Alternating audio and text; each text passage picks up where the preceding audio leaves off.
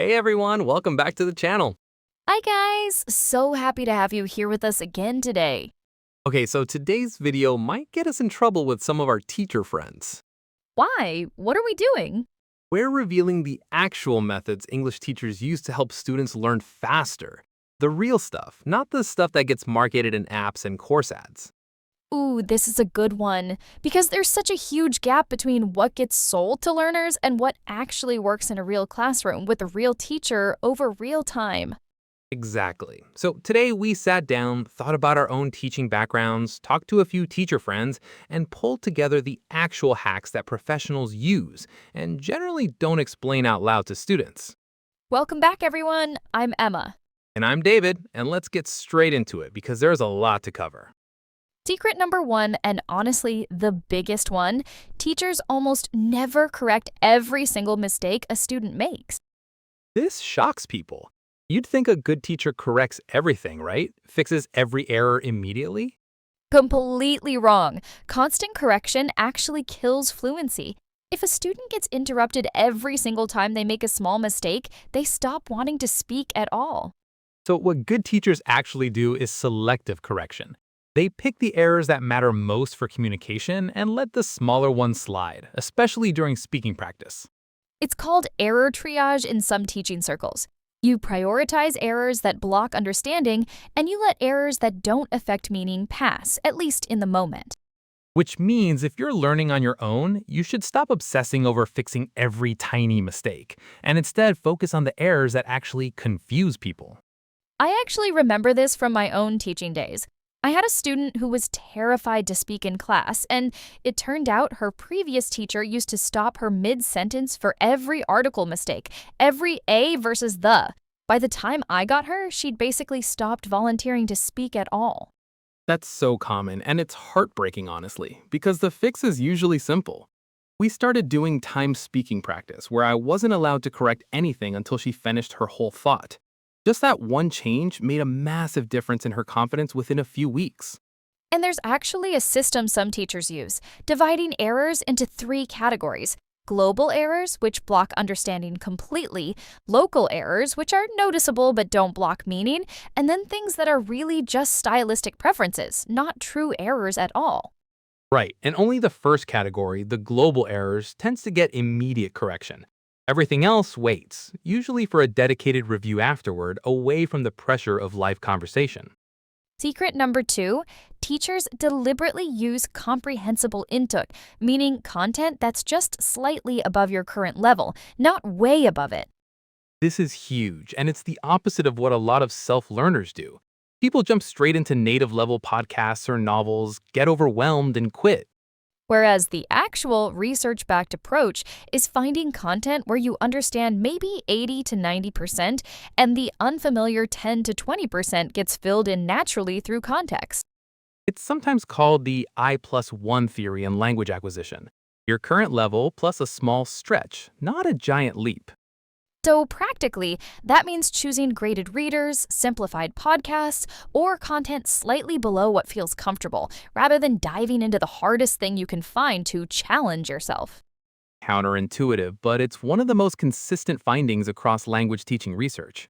And there's a simple test for it, too. If you're reading or listening to something and you have to stop and look up a new word every single sentence, that's too hard right now.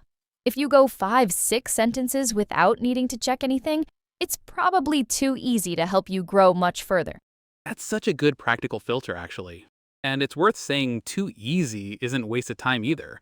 That's still useful for building fluency and confidence. It's just not the fastest way to grow your range specifically. Right, so ideally you're mixing both. Comfortable content for confidence and enjoyment, slightly stretchy content for actual growth. Most self-learners only do one or the other, and both extremes have limits. Secret number 3, and this one's a bit sneaky. Teachers use spaced repetition, but not the way most apps present it. Everyone's heard of spaced repetition at this point. Flashcard apps built entire businesses around it. But teachers use it differently, more intentionally. Right, the real technique isn't just review words at increasing intervals. It's connecting new vocabulary to something personally meaningful the very first time you learn it. A word tied to an actual memory, an actual sentence about your own life, sticks dramatically better than a word memorized in isolation on a flashcard. So the hack isn't just a software, it's making that first exposure emotionally or personally relevant, and then letting spaced repetition handle the long-term retention on top of that foundation.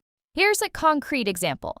Instead of just adding the word disappointed to a flashcard deck with a translation, a teacher might have you write one real sentence about a time you were actually disappointed about something in your own life. And suddenly, that word has an emotional hook attached to it. When it comes back around in your spaced repetition review 2 days later, you're not just recalling a translation, you're recalling an actual memory, and the word rides along with it. Exactly. And that's the part apps can't automate for you. The app handles timing, the scheduling of when a word resurfaces, but the depth of that first encounter, that's still on you, or on a good teacher guiding you through it. Secret number 5, and this one's a bit sneaky. Teachers use output before you're ready as a deliberate strategy. Burung. Meaning, good teachers push students to speak and write before they feel fully prepared, because waiting until they feel ready can take years and sometimes never actually happens. This is so true. Confidence in speaking comes from speaking, not from more passive study beforehand. The discomfort is actually part of the process, not a sign you're doing something wrong. Which is why a lot of formal classes force early speaking practice even when students protest that they're not ready yet. Because there's no such thing as being fully ready. You get ready by doing it imperfectly, over and over. I've seen this play out so many times. Students who wait and wait and wait for that perfect moment when they'll finally feel confident enough to speak, and that moment just never arrives on its own. Confidence is built backwards from the act of speaking, not the other way around. There's actually research on this too, around something called the affective filter. Basically, high anxiety blocks language processing. But the twist is, the anxiety usually comes from lack of practice, not the other way around. So the fix isn't waiting until the anxiety disappears, it's building tolerance for it through repeated low-stakes exposure. Which is why a lot of good classes use extremely low-pressure speaking activities early on. Quick partner chats, 1-minute topics, nothing formal or graded, specifically to get students producing language before their inner perfectionist has time to object. Secret number 5, and this one's also a bit sneaky. Teachers deliberately teach chunks of language, not just individual words. Oh, this one's huge and rarely explained. Instead of memorizing interested as a single word, a good teacher has you learn I'm interested in as a complete chunk. Because that's how the phrase actually gets used in real speech.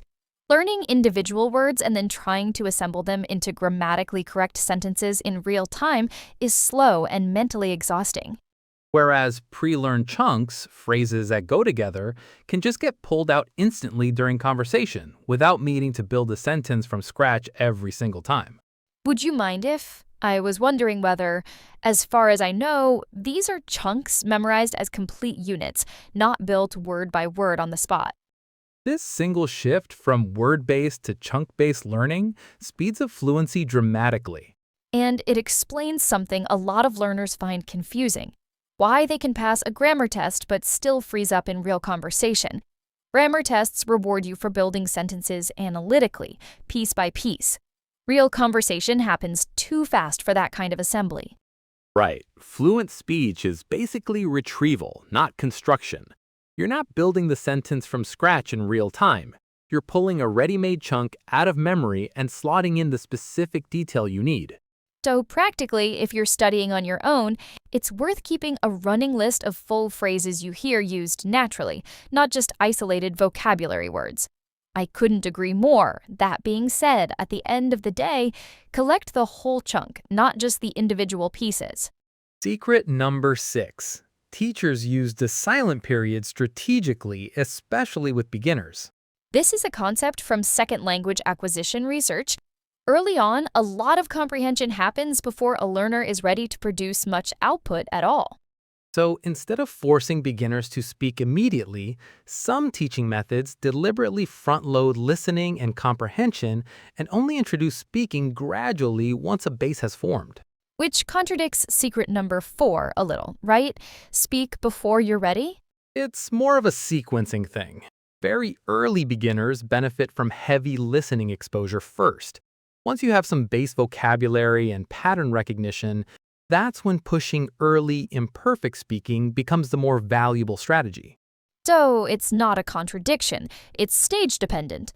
Different hacks apply at different points in the learning journey. This actually connects to how children acquire their first language, if you think about it. Babies listen for well over a year before producing real words. Nobody expects a 1-year-old to have perfect pronunciation on day one. Right, and while adult learners obviously don't need to wait a full year, there's still real value in giving yourself permission to absorb before you perform, especially in those very first weeks with a brand new language. The mistake a lot of self-learners make is feeling guilty for just listening without producing much output, like it doesn't count as real progress. But comprehension is genuinely building the foundation everything else gets stacked on top of. Secret number 7. Teachers deliberately vary the accents and voices students are exposed to, way earlier than most self-learners think to do. This is such an underrated one. A lot of learners get comfortable with one specific accent, usually whichever course they started with, and then panic the first time they hear a different one. Good teachers intentionally mix in different accents early, specifically so students build flexible listening skills, instead of one narrow, rigid comprehension pattern. Which is honestly relevant to some of our other videos too. If you've only trained your ear on one accent, any other accent feels like a completely different language. We've actually made a whole video ranking different English accents by how easy they are to understand. So if this topic interests you, go check that one out after this. Good call. But the teaching point here specifically is timing. Introducing accent variety too late means a learner has to unlearn a rigid, narrow listening habit. Introducing it early means the ear just grows up flexible from the start without ever needing to unlearn anything. Secret number 8. Teachers use error patterns, not individual mistakes, to guide correction. Meaning they look for the underlying rule a student is misunderstanding, rather than fixing each mistake as a one-off event. Right. If a student keeps saying he don't instead of he doesn't, a good teacher isn't just correcting that one sentence, they're identifying the underlying pattern, subject-verb agreement, and addressing the root cause. Because fixing individual sentences one at a time is incredibly slow. Fixing the underlying pattern fixes dozens of future sentences all at once. Secret number 9. Teachers deliberately build in productive struggle rather than making everything as easy as possible. This surprises people too, because you'd assume the best teaching makes learning feel effortless. Actually, research consistently shows that a bit of difficulty, a bit of productive struggle where you have to genuinely work to retrieve or figure something out, leads to much stronger long-term retention than passively easy material. It's related to something called the desirable difficulty effect. If it feels too smooth and easy, you're often not actually building durable memory. Though counterintuitively, if your study method feels a little uncomfortable and effortful, that might actually be a sign it's working better than something that feels easy and pleasant. A good example is testing yourself before you fully learn something, rather than just rereading notes. Trying to recall a word from memory, failing, and then checking the answer actually builds a stronger memory trace than just passively rereading the same word 10 times. That's the whole idea behind active recall as a study method. And it's uncomfortable precisely because you're forced to notice what you don't know yet, instead of just feeling vaguely familiar with material you're only half remembering. Exactly, and that discomfort is doing real work. It's not a sign that you're bad at learning, it's a sign your brain is actually building something durable. Last one, secret number 10, and honestly, maybe the most important. Good teachers teach students to become independent from the teacher as fast as possible. Meaning, the actual goal of good teaching isn't to keep you dependent on lessons forever, it's to build your own independent learning skills so you can keep improving without needing a classroom at all. Which is a little ironic for a channel that makes educational videos, but it's true. The real hack isn't finding the perfect course or the perfect app.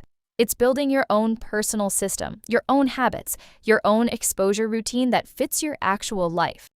Because language learning isn't a finite thing you finish, it's an ongoing relationship with the language, and the strongest learners are the ones who've built sustainable, independent habits around it. Practically, that might mean things like keeping your own personal chunk journal, choosing your own comprehensible input sources based on your actual interests, or setting up your own low-stakes speaking practice with a friend or a language exchange partner. None of that requires a classroom at all once you know how to structure it. And honestly, that's the real difference between someone who plateaus after a course ends and someone who keeps improving for years afterward. So, to recap everything today: selective correction, comprehensible input, meaningful spaced repetition, early imperfect output at the right stage, chunk-based learning, strategic listening periods, varied accent exposure, pattern-based correction, embracing productive struggle, and building independence. 10 real professional level hacks. No gimmicks, no miracle apps, just the actual strategies teachers use behind the scenes. Let us know in the comments which of these you're already doing and which one you're going to start using this week. And if you're a teacher watching this, let us know what we missed because we know this list isn't exhaustive. If this helped you, hit subscribe because we've got more deep dives like this coming, straight from real teaching experience. No fluff. Thanks for watching, everyone. See you in the next one.